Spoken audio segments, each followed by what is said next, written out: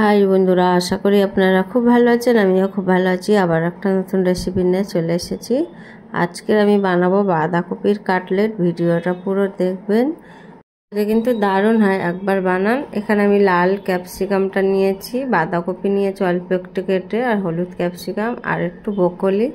আমার ঘরে যেগুলো ছিল সেইগুলো দিয়ে বানাচ্ছি, আপনারা যে কোনো সবজি দিয়ে বানাতে পারেন।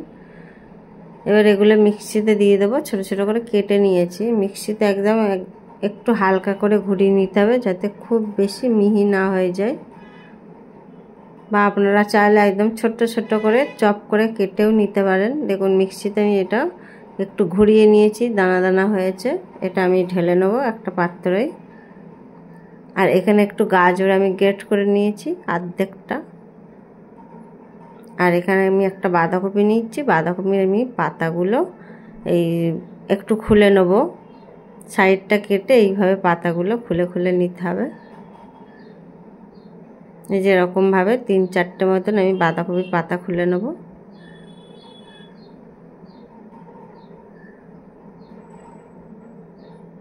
বাঁধাকপির পাতাগুলো সব খুলে নিয়েছি। এবার একটা কড়াইতে জল দিয়ে দেবো, আর বাঁধাকপির পাতাগুলো একটুখানি ভাপিয়ে নেব। এতে কি হবে, বাঁধাকপির পাতাগুলো নরম হয়ে যাবে, আমার কিন্তু চপটা মানে কাটলেটটা করতে কিন্তু সুবিধা হবে। এইভাবে একটু উল্টে পাল্টে একটু কিছুক্ষণের জন্য ভাপিয়ে নেব। দেখুন ভাপানো হয়ে গেছে, আমি এগুলো তুলে নেব জল থেকে ছেঁকে।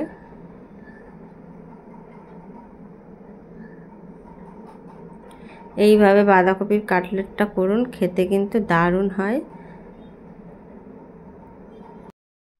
আবার আমি কড়াই বসিয়ে দিয়েছি, এখানে দিয়ে দেবো তেল। আর এখানে একটা পেঁয়াজ বড় সাইজের, একটু কাঁচা লঙ্কা, ঝালটা যেমন পছন্দ করবেন তেমন দেবেন, কমিয়ে বাড়িয়ে। একটু ভাজা ভাজা হালকা হলে দিয়ে দেবো এর মধ্যে একটা টমেটো ছোট সাইজের। টমেটোটা কিছুক্ষণ নাড়িয়ে চাড়িয়ে একটু ভেজে নিতে হবে, যাতে টমেটোটা ভালোভাবে গলে যায়। এবার দিয়ে দেবো যে সবজিটা মিক্সিতে পেস্ট করে রেখেছিলাম, ওটা দিয়ে দেবো। দিয়ে কিছুক্ষণের জন্য নাড়িয়ে চাড়িয়ে নিতে হবে। একটু লবণ দিয়ে দেবো, একটু লঙ্কা গুঁড়ো। আপনারা চাইলে এতে আদা রসুনও দিতে পারেন, তবে আমি দিইনি। আর একটু স্বাদ মতো চিনি দিয়ে একটা সাইডে রেখে দিলাম। এইদিকে একটা প্যান বসিয়ে 2টো ডিম আমি প্যানের মধ্যে দিয়ে দেবো। দিয়ে ডিমটা একটু লবণ দিয়ে হালকা করে ভেজে নিতে হবে। ডিমটা ঝুরঝুরে করে ভেজে নিতে হবে। দেখুন ভাজা হয়ে গেছে। এবার আমি ডিমটা ওই সবজির মধ্যে দিয়ে দেবো। দিয়ে আবারও কিছুক্ষণ নাড়িয়ে চাড়িয়ে মানে শুকনো করে নিতে হবে একটু। দেখুন এরকম শুকনো হয়েছে, আর একটু নাড়িয়ে চাড়িয়ে শুকনো করে নেবো। আর একটু দিয়ে দেবো গরম মশলা গুঁড়ো। গরম মশলাটা গুঁড়ো দিয়ে একটু নাড়িয়ে চাড়িয়ে নামিয়ে নেব।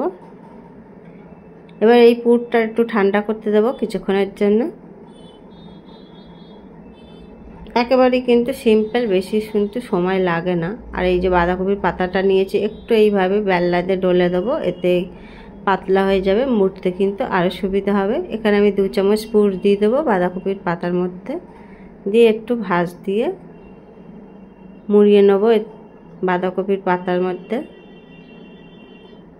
দেখুন আপনারা যেরকম পছন্দ ছোট বড় মিডিয়াম করে নিতে পারেন। আমি ঠিক এরকম ছোট্ট ছোট্ট করে বাঁধাকপির মধ্যে পুরটা দিয়ে দিয়েছি, দিয়ে এইভাবে ভাঁজ করে নিয়েছি। আরও একটা আপনাদেরকে করে দেখাচ্ছি। দেখুন এই মাঝখানে 2 চামচ করে দেবো। খেতে কিন্তু দারুণ হয়, একদম কিন্তু অল্প উপকরণ দিয়ে খেতে দারুণ হয়। এইভাবে বানান, নতুনত্ব। আশা করি সবাই খেতে পছন্দ করবে, ভালোও লাগে আর কি খেতে। এইভাবে আমি সবগুলো বানিয়ে নিয়েছি দেখুন। আর এদিকে আমি বাঁধাকপিটা আরেকটু সিদ্ধ হতে দেবো, তার জন্য এখানে একটা কড়াতে জল আর একটা ছিদ্র থালা নিয়েছি, ওর মধ্যে দিয়ে দেবো। দিয়ে এটা কিছুক্ষণের জন্য একটু ভাপিয়ে নেব, যাতে বাঁধাকপির পাতাটা কাঁচা না থাকে। থালা ঢাকা দিয়ে কিছুক্ষণের জন্য ভাপিয়ে নিয়েছি। দেখুন সিদ্ধ হয়ে গেছে। এবার এটা নামিয়ে নেব। আর এখানে আমি একটা ডিম নিয়েছি, অল্প একটু লবণ দিয়ে দেবো, আর একটু লঙ্কা গুঁড়ো দিয়ে দেবো। দিয়ে ডিমটা খুব ভালোভাবে ফেটিয়ে নিতে হবে।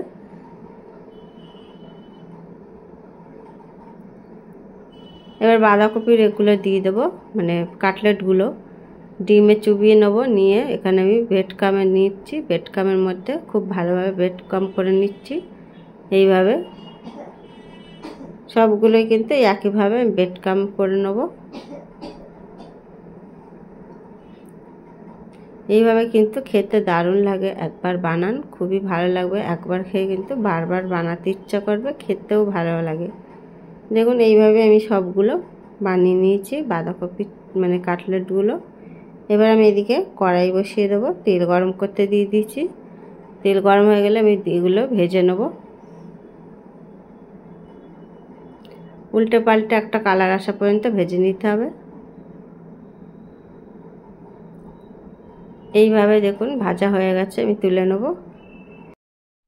এইভাবে সবগুলো আমি ভেজে নিয়েছি একইভাবে। দেখুন ভাজা কমপ্লিট হয়ে গেছে। এইভাবে বানান, বাড়ির সবাইকে খাওয়ান, খুবই ভালো লাগবে। একটা কেটে দেখাচ্ছি দেখুন। এই পুরটা দিয়ে কিন্তু খেতে দারুণ হয়, একবার বানান খুবই ভালো লাগবে খেতে। আশা করি আমার রেসিপিটা ভালো লাগলে লাইক শেয়ার কমেন্ট